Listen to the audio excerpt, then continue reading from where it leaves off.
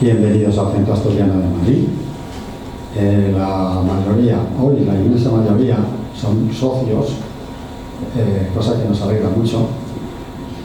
Y los que no son socios son casi socios. Bueno, hay dos jovencitas, que una viene siguiendo los pasos de ellos. Hay tres, es verdad, sí. ¿Las tres son las mismas tías? Sí. Ah, sí. Bueno, o sea que no es una la que viene siguiendo los pasos, sino que hay tres. Pues bienvenidas, y que no sea la última vez que estáis aquí. Esta es una casa abierta para todos los que vienen a ver cosas, los temas culturales como el que hoy vamos a ver. Entonces, pues bueno, el Centro Asturiano, que es la casa decana de todas las casas regionales de España, no solo de Asturias, dispersas por el mundo, porque hay muchas dispersas por el mundo, pues esta es la decana. El día 2 de octubre, hace unos días, cumplió 143 años. Es hasta más vieja que yo, o sea que... Pero bueno, es una casa antigua, no es vieja. Porque de hecho, según dicen los estadistas, ellos dicen, a mí eso decir que es la que más no me gusta ser un poco más modesto, y decir que está entre las primeras entidades privadas que más de España, que más actos organiza al cabo del año. Eso ya tiene un mérito, quiere decir que es una casa viva. Y de eso se han encargado las sucesivas juntas directivas, y ahora lo que estamos luchando a brazo partido para entregarlos a las futuras generaciones, si no aumentada, por lo menos conservada. O sea, esa es la intención que tenemos, la sana intención. Y bueno, depende mucho de que se consiga o no, depende mucho de los socios que estamos y de lo que podamos hacer. Ahora mismo de lo que estamos y luego de lo que podamos hacer. Y aquí se puede ser socio habiendo nacido donde quiera que sea. Porque además hay un dicho que los asturianos nacemos donde nos da la gana. O sea, es así. Se puede haber nacido en Asia o en cualquier y ser asturiano. Bien, pues hoy nuestro ínclito presidente, don Valentín Martínez Otero, aquí a mi derecha, doctor en Psicología por la Universidad Complutense de Madrid y doctor en Filología y Ciencias de la Educación por la Universidad Nacional de Educación a Distancia, con premio extraordinario. Realizó la especialidad de Psicología Clínica en la Escuela de Psicología y Psicotecnia. Es máster universitario en Psicología y Salud, así como experto profesional en salud mental, comunitaria y formador de formadores. Es profesor investigador en el Departamento de Estudios Educativos en la UCM, así como conferenciante, investigador y docente, invitado en academias y universidades de más de 30 países, tanto dentro de España como en el resto de Europa y América. En la actualidad es el director de un grupo complutense de investigación de sociobiología de la violencia, educación y prevención, autor de numerosos libros y artículos sobre temas de su especialidad. Hoy nos trae aquí su libro Pedagogía de la infancia y la adolescencia. Y en su presentación colabora el profesor, el doctor Eber Daniel Cáceres Rolín, actualmente cursando el postdoctoral en la Universidad Complutense de Madrid. Doctor en Educación por la Universidad Nacional de Itapúa, Encarnación, Paraguay, año 2023. Máster Internacional en Formación del Profesorado, énfasis oriental educativa, Universidad Complutense de Madrid, España, 2016-2017. Máster en Docencia e Investigación Universitaria, Escuela Postgrado en Itapúa, Paraguay, 2014-2015. Licenciatura en Ciencias de la Educación, énfasis Ciencias Sociales, Facultad de Humanidades, Ciencias Sociales y Cultura Guaraní, Paraguay, 2007-2011. profesor de Educación Media, área de Ciencias Sociales, en la Facultad de Humanidades. Y sin más, ¿tiene la palabra? Gracias.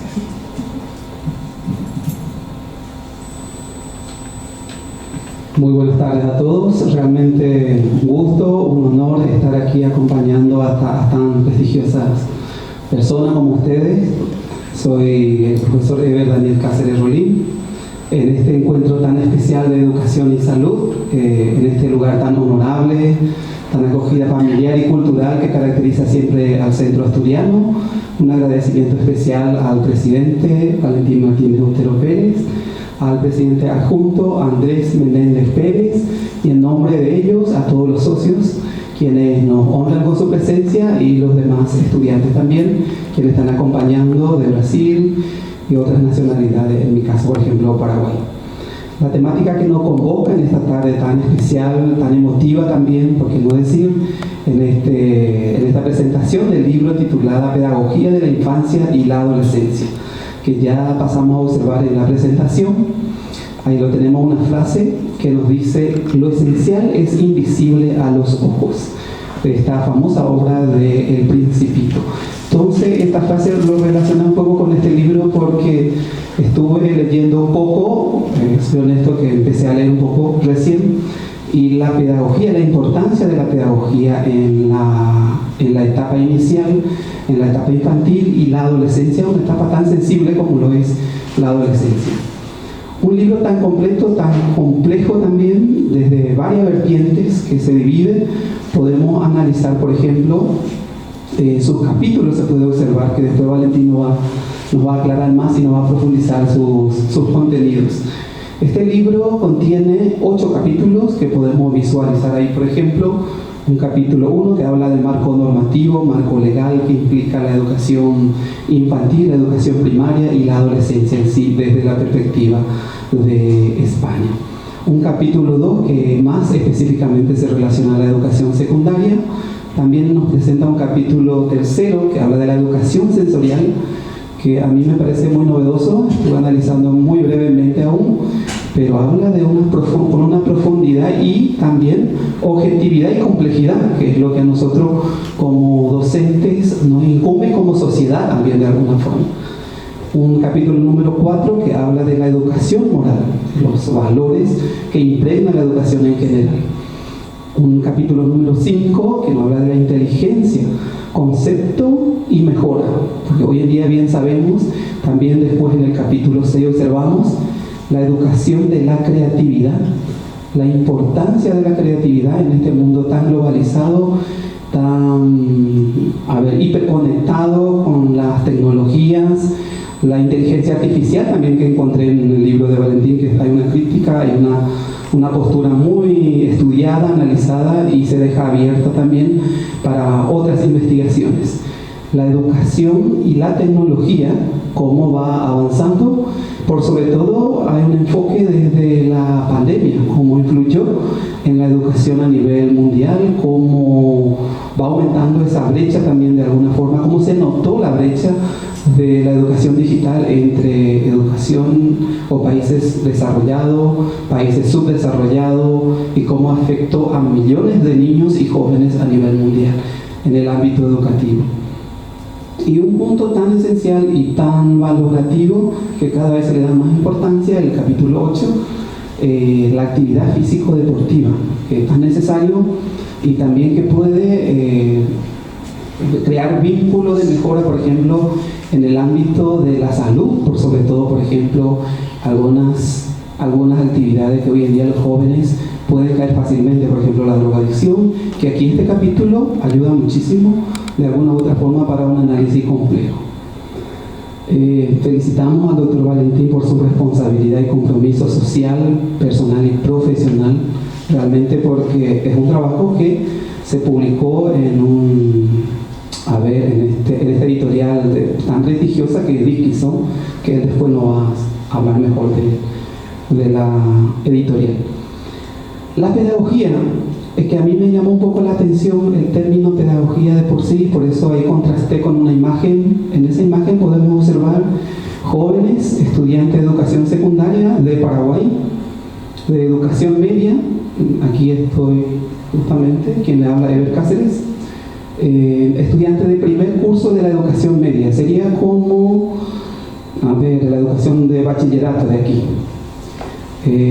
Quienes se preparan para una capacitación en competencia investigativa.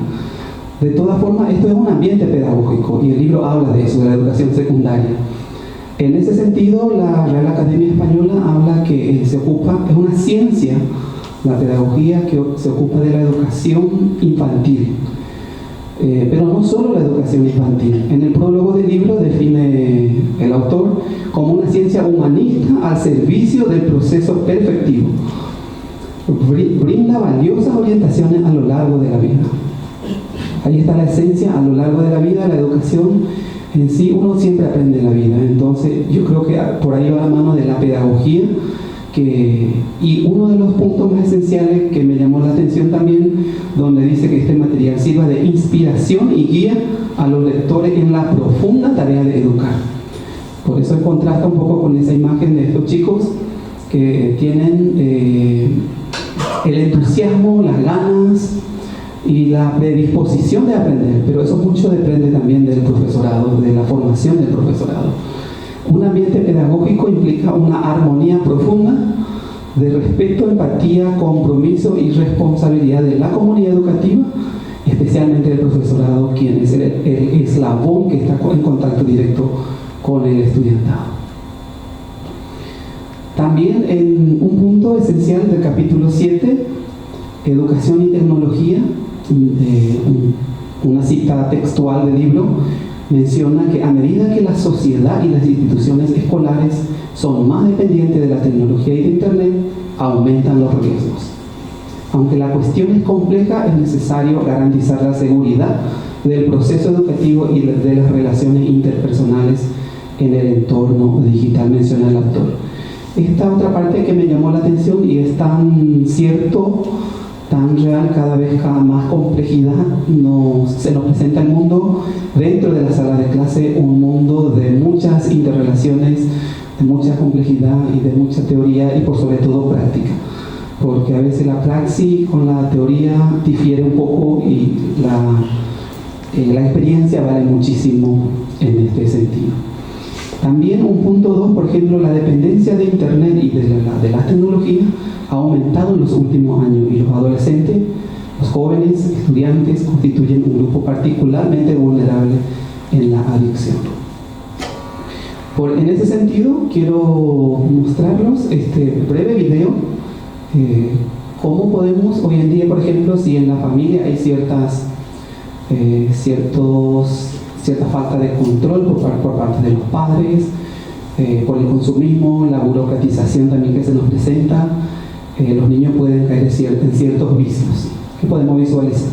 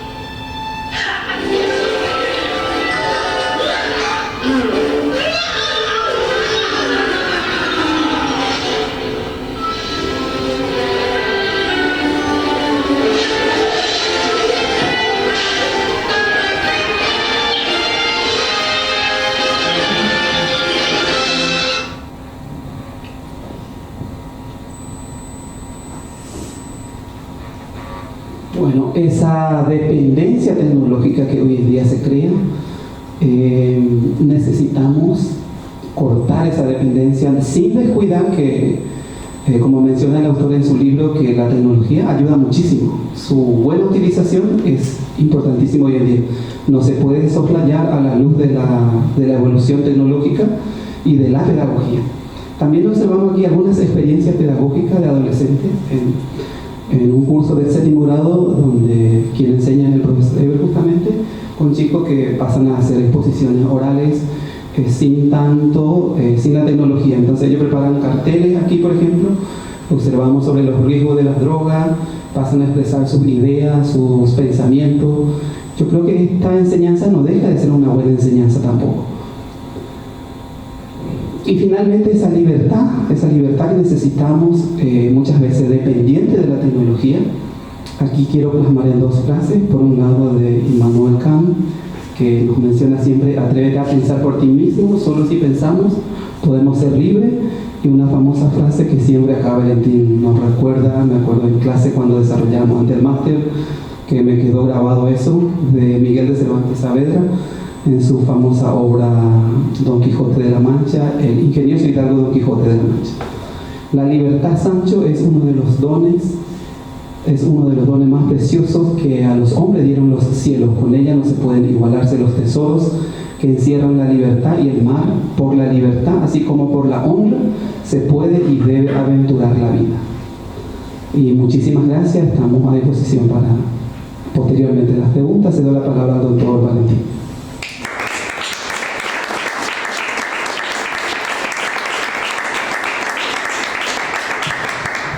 Bueno, pues muchas gracias a todos, muchas gracias Eder, muchas gracias Andrés por las presentaciones tan generosas, y muchas gracias a todos los presentes, incluso a algunos ausentes que también se han excusado.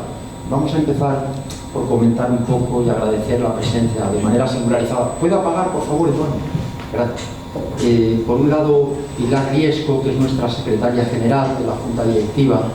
Gracias por acudir, Pilar. Está también con Juan, no sé si lo digo bien el nombre, ¿es correcto? Sí. A quien acabo de conocer personalmente, efectivamente es alumna mía, Andrés.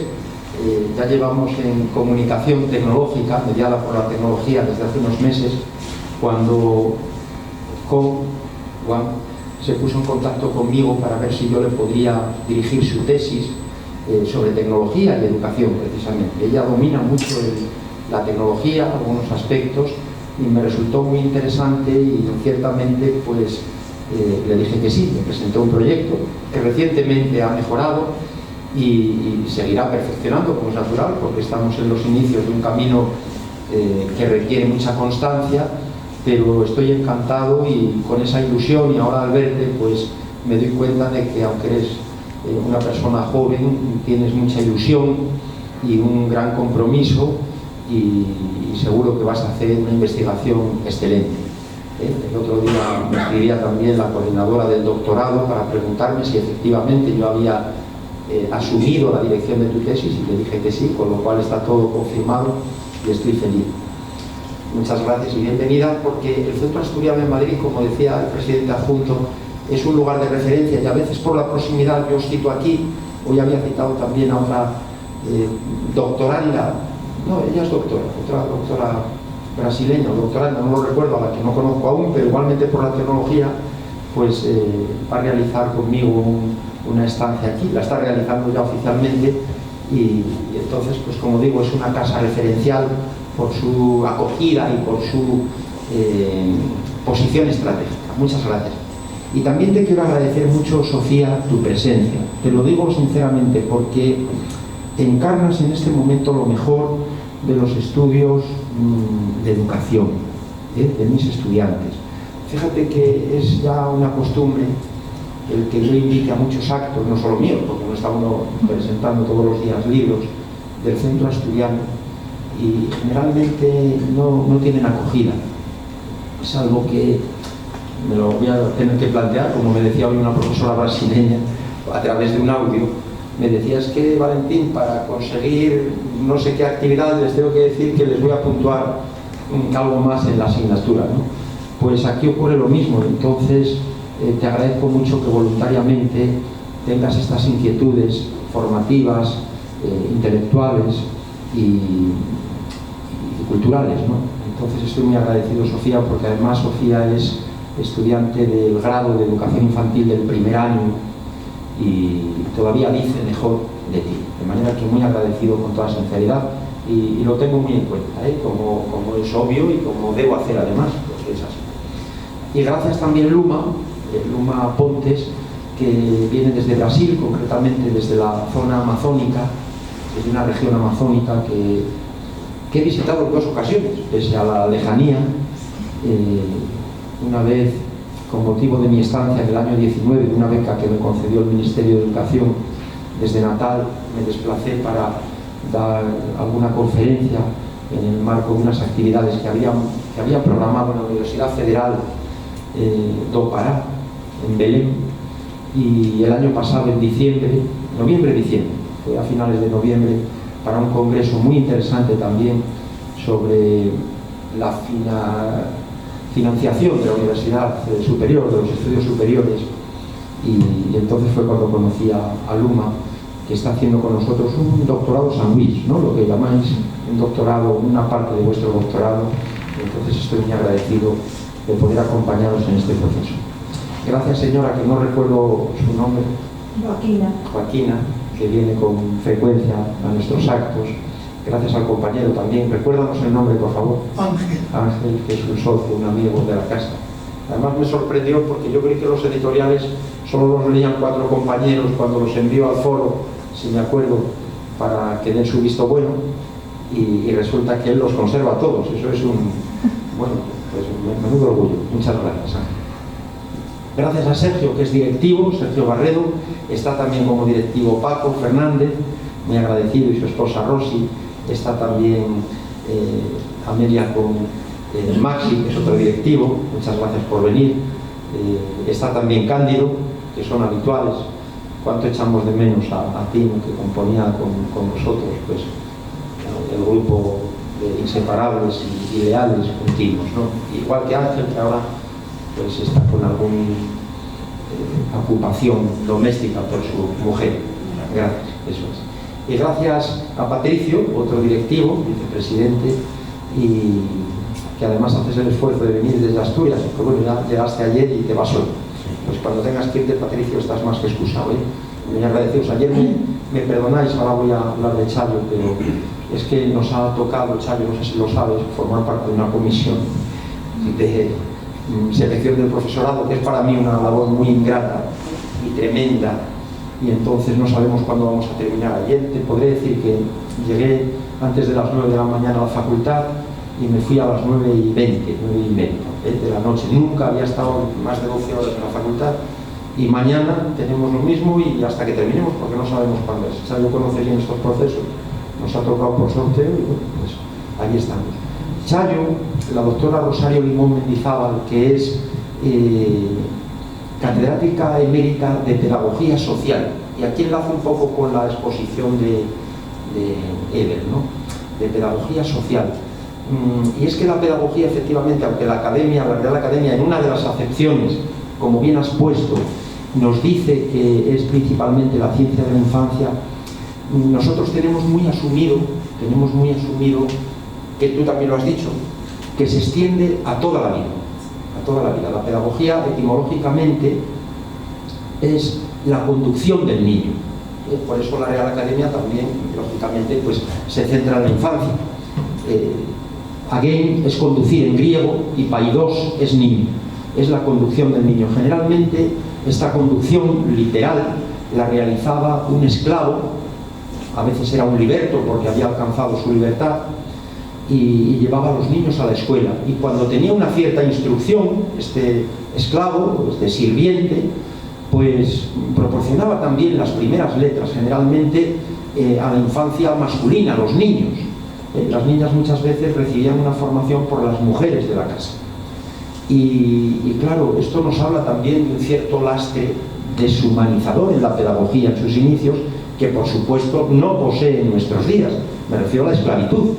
Hoy por hoy no lo posee. La pedagogía se compromete con la educación en su sentido más profundo, más extenso, y además a lo largo de toda la vida. Yo de hecho uso a veces, para referirme a esta cuestión de la pedagogía de los mayores, hablo de la gerontopedagogía, es el prefijo gerontos, es la ancianidad, los mayores, personas mayores en conjunto, gerontopedagogía. Y ahora estoy trabajando mucho lo de la pedagogía social.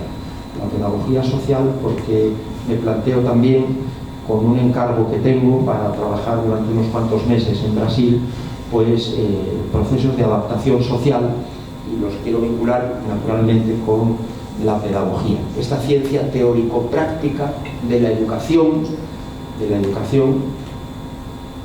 las personas a lo largo de toda la vida. Es muy importante esto porque tú lo subrayabas, utilizaste el término perfectivo, y efectivamente no somos perfectos, pero somos perfectibles. ¿Qué quiere decir esto? Que somos mejorables. Dicho en términos muy coloquiales, pues la vida es tan corta que solo nos permite aprender, y aunque 100 vidas viviésemos, siempre estaríamos aprendiendo.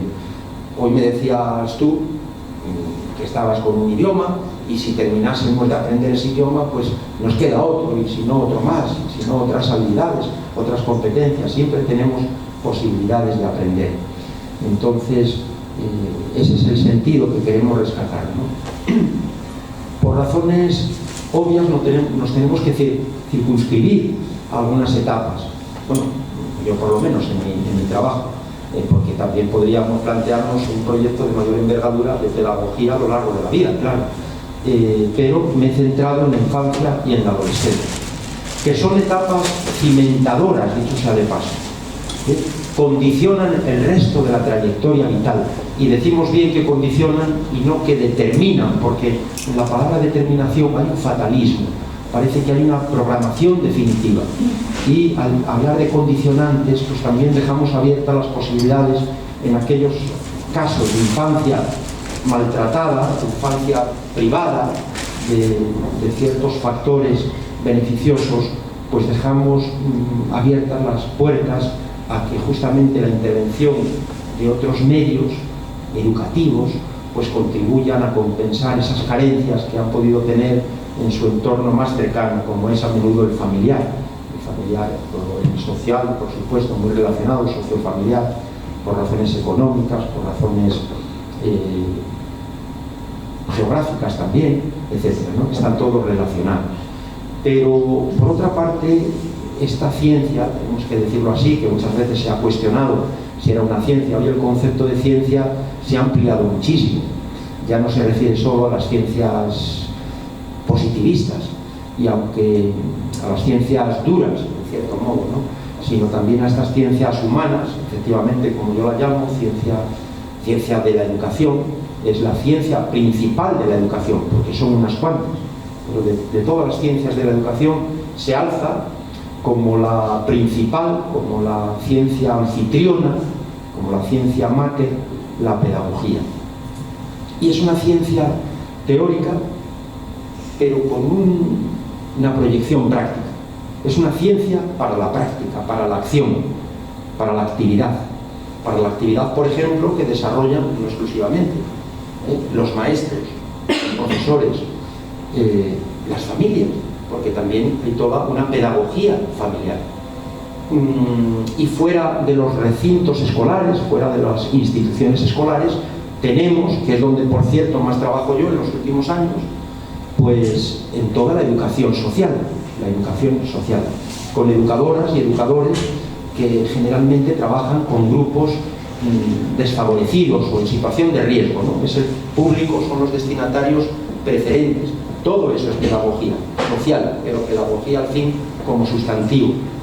Entonces, una ciencia efectivamente teórica, una ciencia teórico-práctica para la acción, orientada, podríamos decir, al mundo de la vida, con un anclaje, ojalá, es lo que buscamos mucho en educación social, pero vale también para la educación infantil, o primaria, o secundaria, o universitaria, etcétera, el anclaje en lo cotidiano, es decir, que esté todo lo situada, lo contextualizada que pueda estar. Esto es fundamental porque si no lo que se pretende que valga para todos, al final no vale para ninguno, ¿no? Es como un traje, a lo mejor alguno tiene suerte y le queda bien, pero realmente tenemos que hacerlo un poco a la medida ahí entra un concepto muy relevante, que es el de la personalización, si se puede. Es relevante porque se singulariza esa pedagogía de la infancia, de la adolescencia o de cualquier etapa de la vida, pero al mismo tiempo porque enfatiza la dignidad de la persona. ¿De qué persona? Pues de todas las personas, los mayores y los menores, los hombres y las mujeres, los altos y los bajos, los ricos y los pobres. El concepto de persona se ha de extender a todos, y esto es fundamental en un mundo donde muchas veces tenemos muchísimos conflictos por intolerancia al que es diferente, por intolerancia al que piensa de una manera distinta, o al que viste de un modo diferente, o habla, o tiene otro color de piel, o es de otro género, o tiene cualquier otra circunstancia que consideramos diferencial. Y efectivamente me centro aquí en esta infancia y en esta adolescencia porque, bueno, lo había trabajado ya en algún texto anterior, pero hace más de 20 años, y me parecía interesante retomar algunas de estas cuestiones y actualizarlas en lo posible, y con la pretensión de que pueda resultar estimulante, ¿no?, para aquellos que desde la educación puedan acercarse a las páginas de este libro, que agradezco mucho efectivamente a la editorial Dickinson que nos lo haya publicado. Tengo que decir con orgullo legítimo que este año solo, es que trabajamos mucho, digo en plural, este año hemos sacado 4 libros que se dice pronto. Los voy a citar, uno con Viviana, Modelos Educativos para el siglo XXI, y 2 que son como codirección del grupo de investigación con Juan Cayón, el doctor Juan Cayón, Violencia y Sociedad. Ahí la temática de la violencia tiene que estar presente. En breve vamos a hacer la convocatoria de otro, ya la tengo preparada de hecho. Y otro, Violencia, Conflicto, Medios de Comunicación y Tecnologías. Estos son 2 obras plurales, con personas de distintos países y demás, ¿no?, también de mucha actualidad.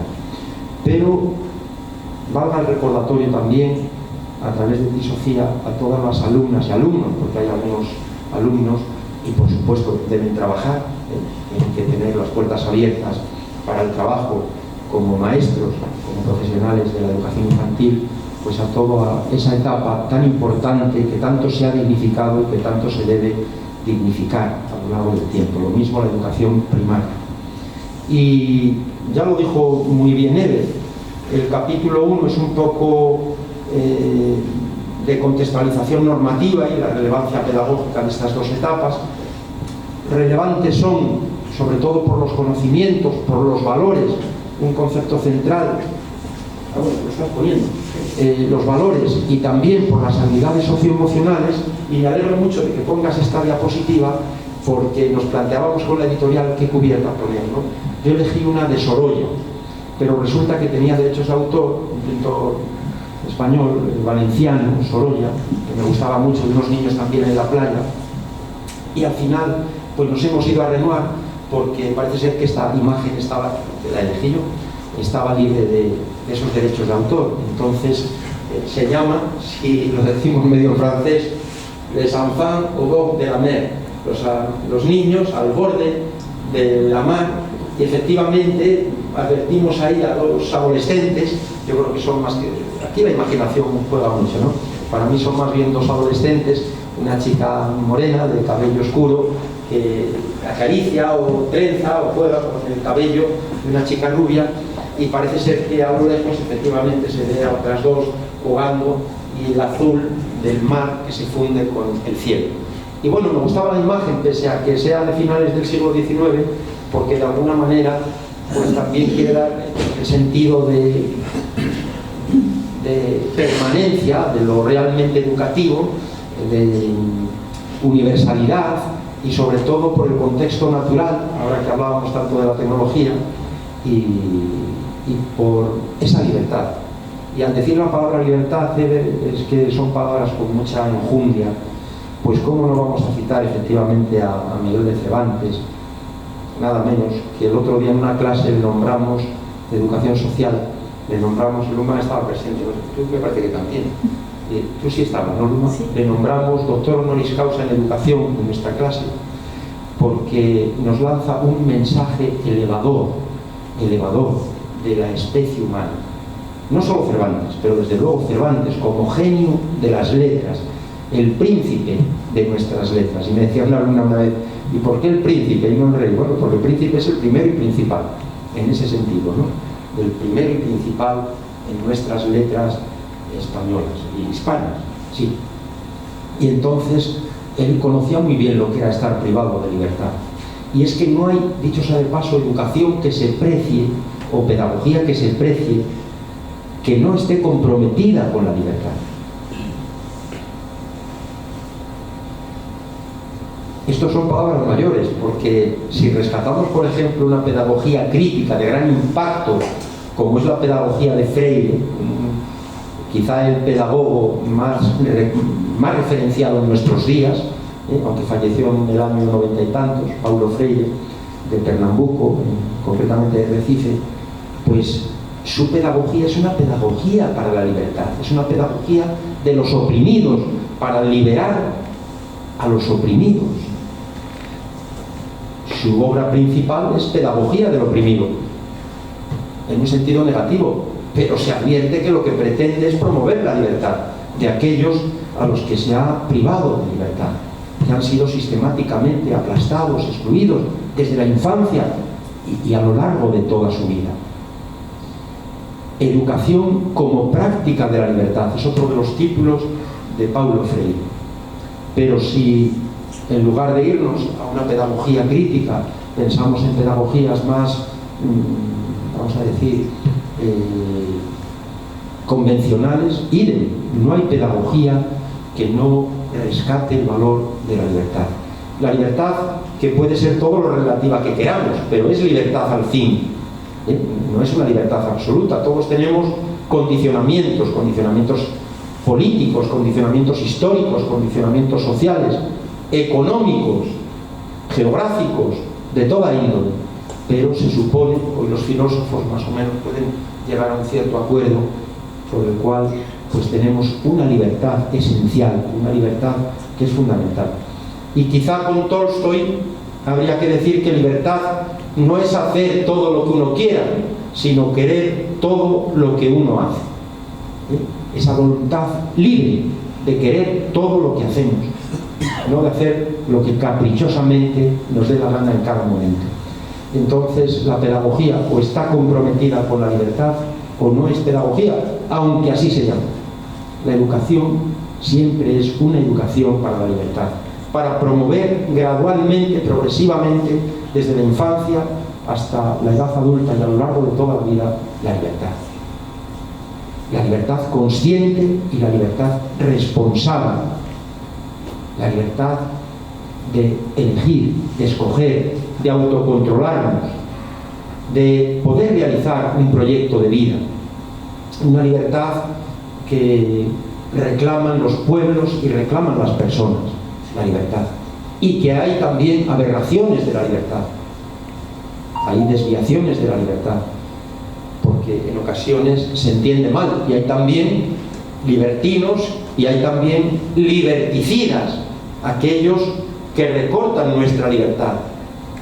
Y a lo mejor pues tenemos que pensar todos en qué medida disfrutamos de libertad en nuestras sociedades llamadas libres y democráticas, y esto está ahora mismo de plena actualidad, porque con esa interconexión enseguida nos damos cuenta de regímenes donde se nos priva de libertad y donde lo que se impone es el totalitarismo y la pretensión de manipularnos y de rebajar la libertad personal.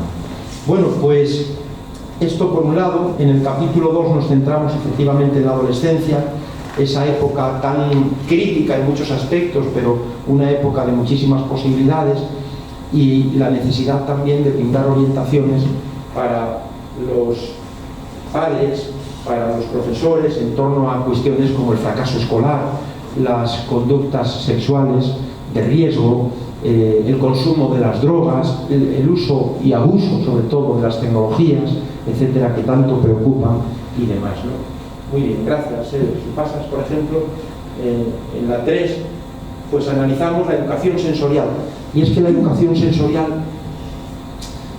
como está todo relacionado, hoy vemos que empezamos a atrofiar nuestros sentidos. y ya desde la temprana infancia, porque a los niños se les dan las pantallas, las manejan perfectamente, pero no se abren al desarrollo intelectual y personal a través de sus sentidos. Y entonces pues es necesario estimularlos, es necesario sistematizar un poco o suficientemente cómo promover el desarrollo de los mismos. Ya digo que nos hallamos todos en una época muy tecnificada y no es extraño ver a niños absortos desde bebés y un poco mayores igual con las tecnologías, hasta el punto de que algunos países pues están planteando el volver a las clases sin tecnología, porque no es el indicador que se pensaba de calidad, sino todo lo contrario. Y ahora advertimos, por ejemplo, en los estudios universitarios, me parece que lo decíamos ayer, ¿no, Luma? Pues que cada vez cuesta más atender, probablemente por un influjo pernicioso de la tecnología, que cada vez se reclama más un discurso audiovisual por parte del profesorado y se es más intolerante a lo que uno les dice. Bueno, pues entonces esta sensorialidad me ha llamado mucho la atención y es necesario que se promueva desde la educación toda, empezando por supuesto desde la temprana infancia, ¿no? El capítulo 4 lo he dedicado a la educación moral, que es una asignatura de la humanidad. La moralidad es una asignatura pendiente por parte del ser humano. ¿Por qué? Porque no hay más que ver cómo estamos en ese conflicto entre el bien y el mal, entre, si estuviéramos en un ámbito psicoanalítico, psicodinámico, Sigmund Freud nos diría el conflicto entre Eros, la energía de amor, y Tánatos, y la energía de muerte. Y se pregunta Freud, en un ensayo que tiene, El malestar en la cultura, se pregunta: ¿mas quién podrá augurar el desenlace final? ¿Quién podrá predecir lo que va a ocurrir en esta lucha continua y cada vez más cruenta entre Eros y Tánatos? Ahí tenemos Gaza, ahí tenemos Ucrania, la amenaza permanente de una tercera guerra mundial, que sería probablemente la última, etc. Bueno, pues de alguna manera la educación igualmente se compromete con los valores. Sin valores no es educación. Y tradicionalmente ha habido 3 enfoques para promover esta moralidad en la escuela, no solo en la escuela, ¿no? Uno es la enseñanza, desde una perspectiva clásica, la enseñanza de los hábitos virtuosos, de las virtudes, ¿no? Los hábitos virtuosos, las virtudes, esto ya más en la línea socrático, platónico, aristotélica, de los grandes filósofos clásicos de la antigüedad. Está también el enfoque cognitivo-evolutivo, para decirlo así, es decir, del desarrollo moral con arreglo a las etapas que vamos atravesando, también de carácter intelectual, los niños, los adolescentes, los adultos, etc. Y luego está una metodología que se llama, un enfoque, que es la clarificación de los valores, que generalmente se hace en discusión, en diálogo, ya desde la infancia, ¿no? Bueno, realmente los 3 enfoques son complementarios, pero es muy importante también que esta moralidad se viva en los centros, se viva de verdad, porque de nada sirve que uno hable de valores y luego resulta como Don Urbano en un cuento de Clarín, hablando de la libertad, pero en este caso por lo que tiene de valor esencial la libertad. Don Urbano es un maestro de Leopoldo Alas Clarín y él dice a los párvulos, ya os lo he comentado en clase, él dice a los párvulos: yo soy muy partidario de la libertad, pero resulta que los tiene atados con correas a los niños. Claro, dice, y él mismo lo dice, pero de la libertad con correas. Es un contrasentido, ¿no? Pues esto a veces sucede en algunos centros y en algunas asociaciones y en algunas instituciones y en algunas familias. Se habla de valores, pero no se viven los valores. Los valores tienen que vivirse, tienen que agitarse como el que agita pues lo que realmente merece la pena y tal, ¿no? De otra manera, pues llegamos a una confusión, a una incongruencia, y muchas veces el efecto es muy negativo, Bueno, básicamente pues es de lo que hablamos. El capítulo 5 son 8, ¿no? No os preocupéis.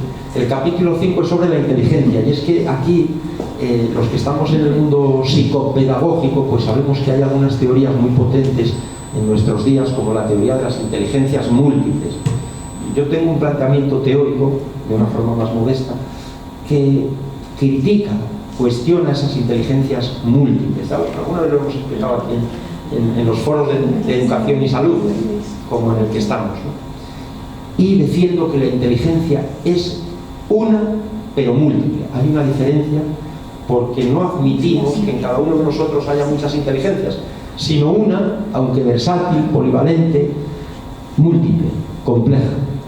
Hay una gran diferencia, porque eso quiere decir, por ejemplo, pues que tenemos diferentes aptitudes intelectuales, pero no se niega el sentido unitario que se precisa en toda la actividad intelectual y, por supuesto, en toda nuestra vida. Ocurre con la inteligencia como lo que sucede con la personalidad, que es una, pero múltiple, compleja, porque algunos tenemos una faceta deportiva, académica, discente, porque podemos ser estudiantes de algo, de voluntariado, porque asumimos responsabilidades también en una asociación, etc. Pero eso no quiebra el sentido unitario. En cambio, esa teoría de las inteligencias múltiples, aunque venga de Harvard, pues tiende a dividirnos, a extinguir la esfera intelectual y, por tanto, también al propio sujeto. Y esto es terrible porque ahí se abren las posibilidades de manipulación mucho más. Las posibilidades de manipulación de todo tipo, que de hecho está ocurriendo. Muy bien, bueno, he puesto esa metáfora del árbol porque el árbol, aunque yo lo llevo manejando desde hace años, en la facultad se ha incorporado, perdona Charlie, se ha incorporado en fechas más recientes al logotipo. Pero después de que yo manejara esto, no por mí, sino que ha sido coincidencia, pero mi árbol siempre lo he defendido con algo muy importante, que son las raíces. Las raíces, como la personalidad misma, es una metáfora de la inteligencia y de la propia personalidad, porque la inteligencia hunde sus raíces en la personalidad, en el escenario familiar, o sea, en el ambiente familiar, en el ambiente escolar, en el ambiente social. Crece y luego se diversifica, eso deseamos, claro, se diversifica a través de aptitudes, y en el mejor de los casos da sus frutos. Esa sería la creatividad de la que vamos a hablar. Pero son muy importantes, aunque no se vean, las raíces, como son importantes también las raíces en una institución como esta. Esta institución está fundada para cultivar las raíces de nuestra identidad, de nuestra patria chica, de Asturias. ¿Sí? Sin raíces el árbol, cuando viene, no digo un huracán, claro, sino un simple vendaval, se lo lleva por delante. Tenemos que tomar posesión para abrirnos, como se abre el árbol, y ofrecer lo mejor de nosotros mismos, con una vocación de servicio. De ahí la naturaleza humano-social de la inteligencia humana, de la inteligencia. Esto es muy importante rescatarlo porque muchos lo han soslayado y entonces lo que se ha venido promoviendo pedagógicamente en la pedagogía aberrante pues es la instrumentalización del otro. La inteligencia es social o no es tampoco, o no es. Bien, sigue por favor. Bueno, estamos aquí en la creatividad. Hablábamos de los frutos de la inteligencia, la creatividad. Fíjate por dónde que se han acordado de PISA, el informe famoso PISA, que de vez en cuando golpea a muchas naciones y avergüenza a muchos países por los resultados. Es un informe periódico que realiza la OCDE, la Organización Económica de muchos países, la OCDE, para el desarrollo económico, y de alguna manera en el último informe publicado ahora en 2024 se ha contemplado la creatividad por vez primera. Ya no solo evalúan a los alumnos de secundaria por su rendimiento escolar, por asignaturas, sino también en qué medida son creativos, por el pensamiento creativo. Y esto es muy importante porque la creatividad, nosotros ya lo teníamos escrito, pero lo cité a última hora, justo cuando iba a terminar el libro salió el informe PISA, o tuve acceso a él, pues entonces incorporé algún parrafito, ¿no? Pero realmente es muy importante porque la creatividad con mayúsculas, con una C mayúscula, se refiere a las obras geniales. Antes hablábamos de Cervantes, puede ser en cualquier plano artístico o científico. genialidad se reparte generalmente en estas dos áreas, en la ciencia, en la técnica y en el arte, a través de los inventos, de los descubrimientos o de las obras artísticas. Un producto creativo lo es si es original, por supuesto, si es un plagio eso no tiene nada de creativo, y si es valioso. Valioso en un sentido, utilitario, pero también por su dimensión estética, ¿no? Si hablamos del arte. Y luego habla de Cs pequeñas, la creatividad genial con C mayúscula y con C pequeña, que es la que todos tenemos, al menos, también desde la infancia, como una potencialidad que debe desplegarse, como una potencialidad. Esto es muy importante porque ahora en China, en Estados Unidos, por supuesto, en Rusia, en Europa deberíamos trabajar más lo de la creatividad, promoverla y valorar a las personas especialmente creativas. Hay 4 aspectos al menos a los que se ha de prestar atención y que repasamos en el libro al referirnos a la creatividad. Son el sujeto o la personalidad, el proceso, es decir, cómo promover la creatividad, sujeto, la personalidad del creativo, el sujeto creativo, el proceso, el producto, es decir, lo que ha creado el creativo, la persona creativa, y el medio. ¿Qué entornos favorecen la creatividad? Hay entornos que la favorecen y otros que la cercenan, que la limitan, que la asfixian y la empobrecen. Y esto interesa no solo a la escuela, sino a las sociedades. Ya digo que hay algunos países, por ejemplo China ahora lo está promoviendo todo lo que puede. Y no solo China debiera ser. Bueno, pues adelante por favor. La educación y la tecnología, porque hoy por hoy es necesaria esta reflexión. Muchas alumnas mías se dormían hace muchos años cuando estaban en Alcalá de Henares, cuando les hablaba, nos encomendaron una labor tremenda, porque de repente que diese la clase de tecnología, que para mí aquello era tremendo, ¿no? Entonces les empecé a hablar varias clases del Homo Technicus, pero bueno, tiene un sentido antropológico. El Homo Technicus, ¿quiere entrar a la categoría del Homo Technicus? Pues todos y cada uno. Es una denominación con valor antropológico y por supuesto también para la educación. Todos pertenecemos a la categoría del Homo Technicus, por supuesto al Homo Sapiens, aunque muchas veces lo que más se nos presente sea el Homo Brutalis, pero realmente pertenecemos a esa categoría porque es inherente a nuestra especie el uso de la tecnología. Probablemente la primera tecnología del ser humano fue el hacha de sílex, y con el hacha de sílex pues advertíamos que ya se podía utilizar para bien, para procurarse otros instrumentos, mejorarlos y alimentos, pero también servía para agredir.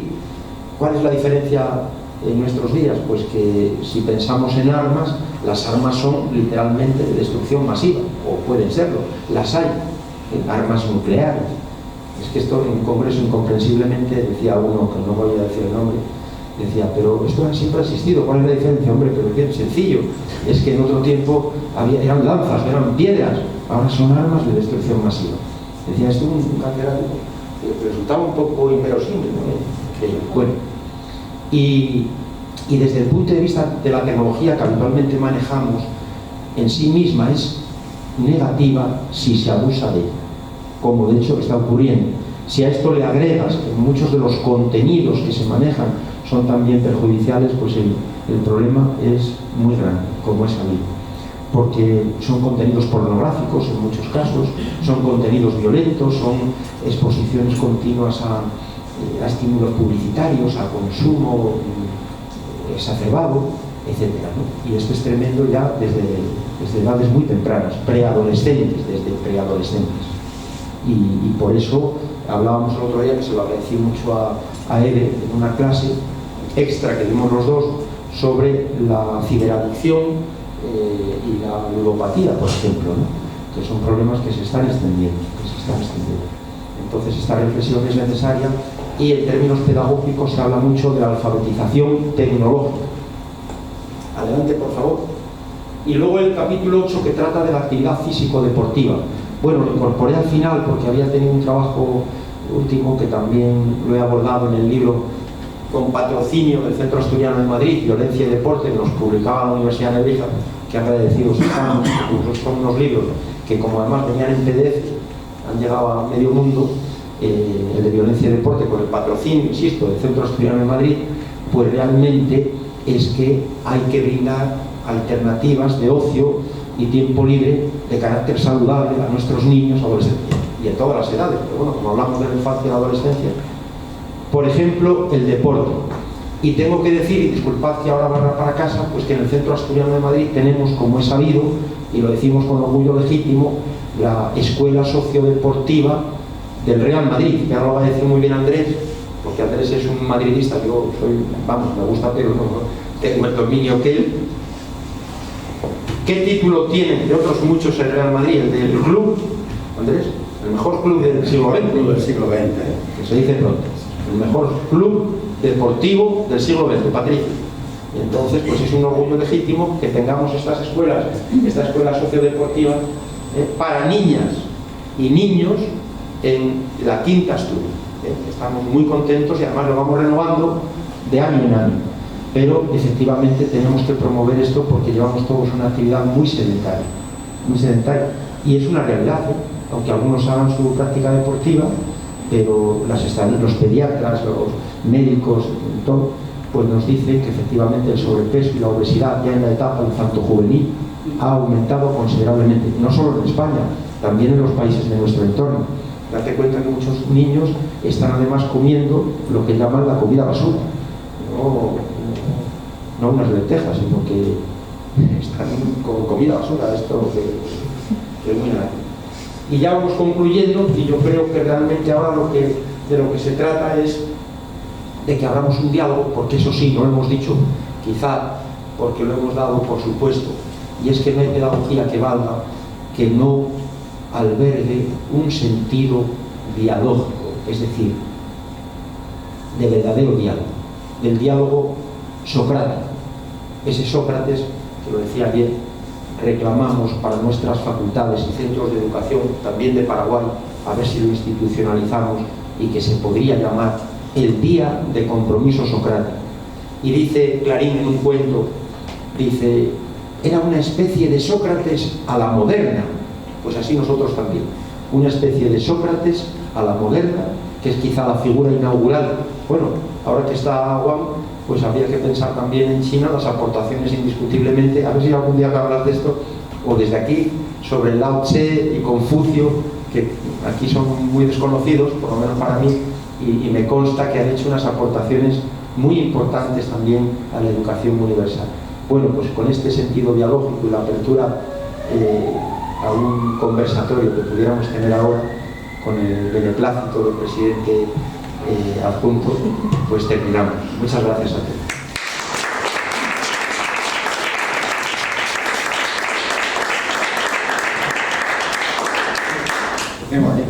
Que tienes. Bueno, pues como ha anunciado el presidente, está dispuesto a entablar un diálogo, si hay alguna cosa que se pueda dialogar. Estoy mirando, no miro a nadie, ¿eh? Sí, vale. Pues sí, venga, Luma. Buenas noches. Sí, Hola. Me llamo Luma, estoy realizando una estancia de doctorado con el profesor Valentín en la Complutense. Y bueno, me gustaría felicitar a Eber y al profesor Valentín por la obra. Y bueno, y también expresar mi gratitud, bueno, por la acogida aquí en el Centro Asturiano y sobre todo por la acogida del profesor Valentín, que está lanzando este libro. Y como él ha dicho, la educación no es algo apenas en el plano teórico, la educación es práctica.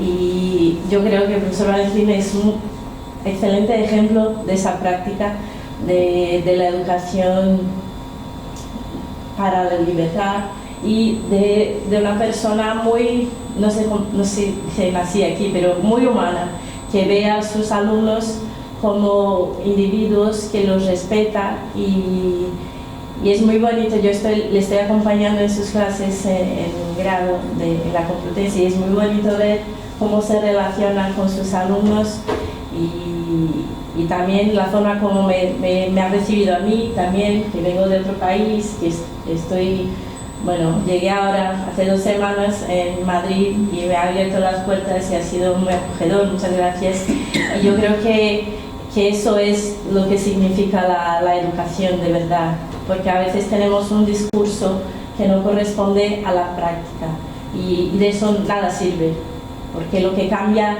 nos cambia a nosotros y que cambia el mundo es lo que hacemos en la realidad, no lo que decimos.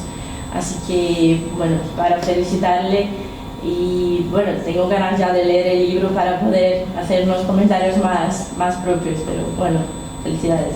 Muchas gracias.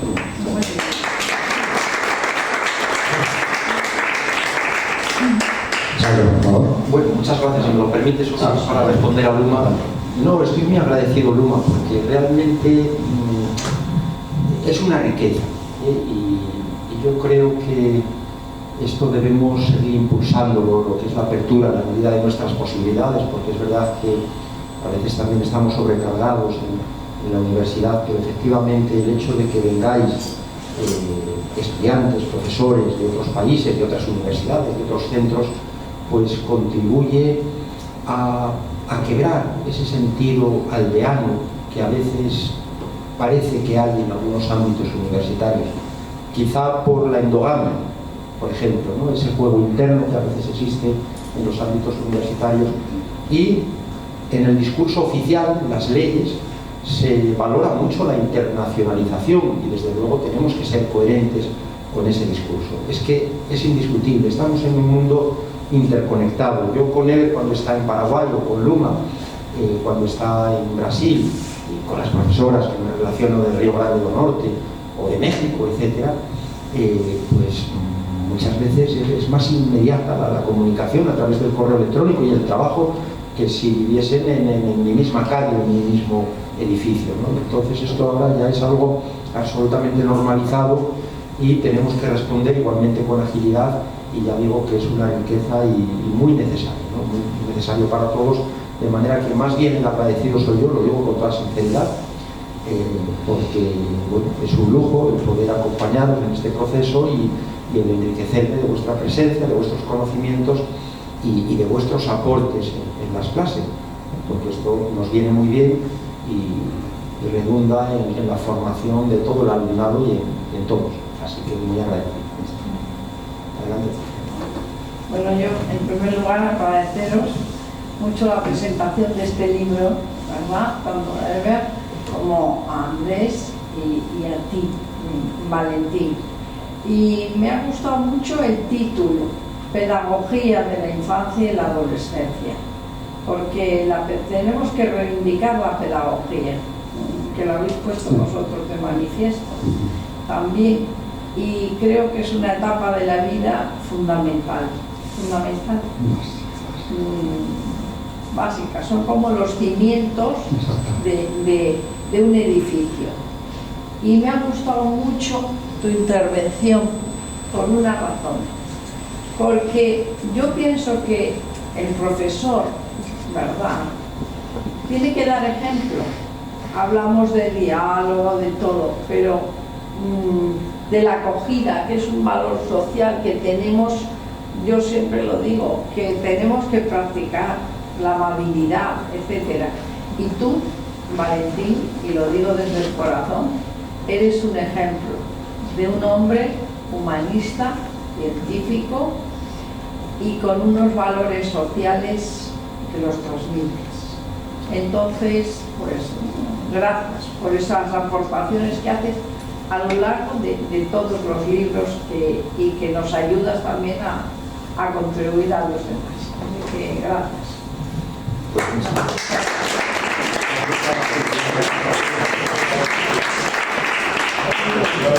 Hasta luego, Patricia. Buen viaje. Bien, ¿alguien más? Sí.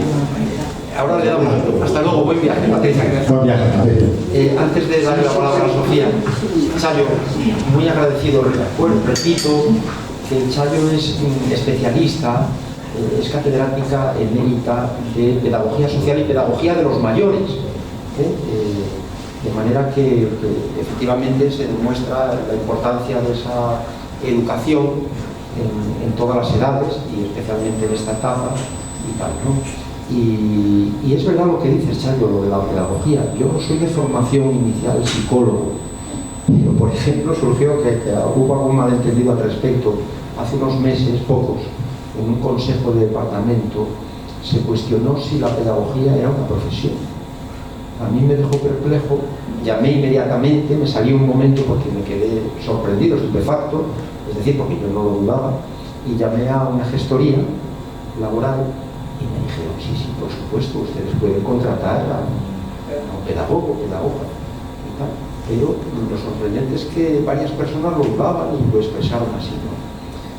Cuando estamos formando, no es mi caso directamente porque no estoy en la carrera de pedagogía en los últimos años, pero cientos de pedagogos cada año, por lo menos 100 están saliendo, 50, 80, etc. Y claro que es una pedagogía, es una profesión. Una profesión, a lo mejor cuenta con menos tradición que otras, pero es una profesión regulada y con sus colegios profesionales, está el Consejo General de la Pedagogía, etc. Bueno, quería comentar esto y muy agradecido, Chayo, por tus palabras que son recíprocas. Gracias. Sofía, por favor. Yo, buenas noches, y yo soy alumna de Valentín, como bien ha comentado antes. Estoy estudiando el primer año de educación infantil. Anteriormente he realizado un ciclo formativo en educación infantil, en grado superior, y quería daros la enhorabuena por el trabajo realizado. Habéis tratado temas que yo he dado en clase, gracias a Dios, y que son muy importantes para cualquier persona que quiera dedicarse a ello. Y la verdad que con esto me gustaría leerlo y anima a profundizar mucho en el tema. Y sobre todo a personas que verdaderamente tengan vocación para educar, enseñar, es fundamental, ¿no? Entonces se le ve a Valentín que le gusta el trabajo, que le gusta lo que hace, ¿no? Entonces, no sé, estoy muy contenta, la verdad. Bueno, muchas gracias.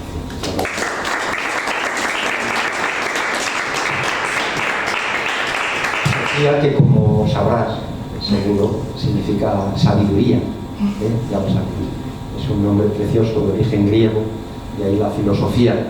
Si no recuerdo yo mal, Platón se llamó a sí mismo filósofo. Dice, para mí un sabio, un sofos, es mi maestro Sócrates. Platón tuvo por maestro y le admiraba muchísimo a Sócrates. Dice, él era un sabio, era un sofos. Yo soy un simple amante del saber, soy un filósofo. Pero pues, en tu caso, este nombre tuyo pues refleja muy bien tu condición, porque sabio realmente es el que tiene esa actitud investigativa, esa curiosidad natural que te cultivas, y a pesar de la juventud, o justamente por ella, pues ya la tienes, y estamos muy contentos, muy agradecidos, y ojalá que sigas manteniendo esa misma disposición a lo largo de la carrera y de tu vida. Muchas gracias. Sí. ¿Quién más quiere decir? ¿Alguien más? Yo os voy a preguntar, si no te importa. Tenemos tiempo, ¿no? Sí. Quería preguntarle, no sé, si quieres comentarnos algo. No, bueno, ya tendrás oportunidad. Bueno, Sofía, no sé si han hablado aquí de tus orígenes. ¿De dónde eres? Yo soy de Madrid. Ah, tú eres de Madrid. Sí. O sea, tú eres aquí de la casa. Bueno, Luma, sí, no es de Pernambuco, está cerca de Pernambuco, ¿no? Es de Pará, de Belén, de la Amazonas. Sí, pero yo aquí no lo sitúo, no sé. Estamos lejos. Bueno, está. De Brasil. Sí, es de Brasil. Sí. Bueno, pero es que me refería que si tuvieses algo que ver con Pernambuco, iba a decirte que eso está muy lejos, ¿no? Pernambuco está muy lejos. Porque aquí en España, cuando a alguien decimos que está lejos, decimos que está en Pernambuco. Y ahora le quería preguntar algo a Juan. ¿Qué tal habla el español? Bien. Sí. ¿Se me entenderá? Sí, hablo español. Juan, ¿cómo llegaste? ¿O fue el que te orientó alguien? ¿O fue casualidad que llegaste a las manos de las mejores manos que puedes haber llegado a la Universidad de Valentín Martínez Otero? ¿Cómo llegaste a caer en sus manos? Es que estudié máster también sobre la educación y tecnología en la Universidad Autónoma y luego trabajé también en una empresa educativa y también creo que es muy importante aprender más a fondo sobre la educación y por eso he buscado a Valentín a solicitar un doctorado. Muy bien, gracias. Bueno, pues por mi parte, nada más. Muy bien. Simplemente decir que gracias a todos hemos asistido a una gran clase de pedagogía, porque la pedagogía es fundamental, pero fundamentalísima. Y bueno, tanto Ever como Valentín se ve que son amantes de esta ciencia. Pues nada, gracias por enseñarnos tanto y hasta la próxima.